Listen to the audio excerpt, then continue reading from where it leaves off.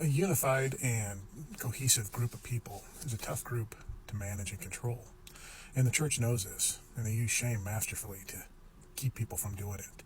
In our episode of Dan and Can that came out this week, we're talking about shame and how it's used against us a lot of times. Because honestly, I think guilt isn't a bad thing. It's a thing that can help us grow, help us mature, help us become better people, the people we want to be. When we can practice empathy through guilt, understanding that we may have done something to harm or hurt someone or cause issues with someone else, and you have that tinge of guilt, it makes us grow. But shame is often used against us, and shame is used very often by the church to control and manipulate people. And one such way is in preventing actual unity, bonding with people. An example, think about in school, and if you're around my age, you're going to have to really dig back in memory banks because that was a while ago.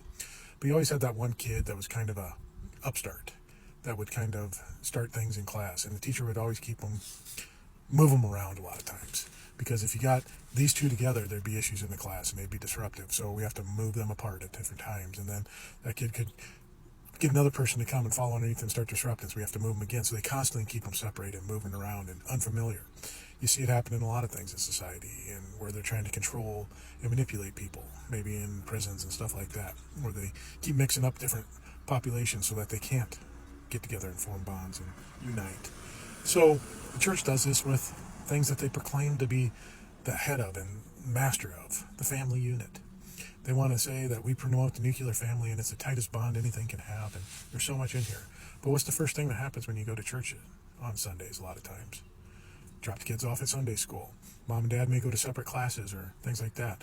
When you meet at church groups, are you meeting with a women's group? Are you meeting with a men's group? Are the kids going to youth group? Everything's separated. Because if family got together and started talking and bonding and uniting, they can realize that together they don't really need the church anymore. It happened with us when we started figuring things out. Once Candy and I started uniting and agreeing and seeing things on a clear purpose and talking about some of the things we were discovering, we started seeing some of the truths that were out there. But the church wants to keep you separated.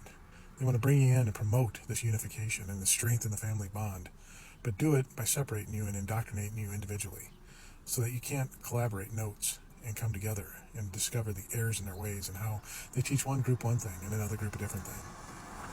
Because if people started coming together and talking about this stuff and weren't shamed into doing it, because I remember being shamed all the time about my kids in youth group. Why are they in Sunday service? They should be in the youth group going there. Why, aren't you in a men's group talking to all the men? Why aren't you in a women's group?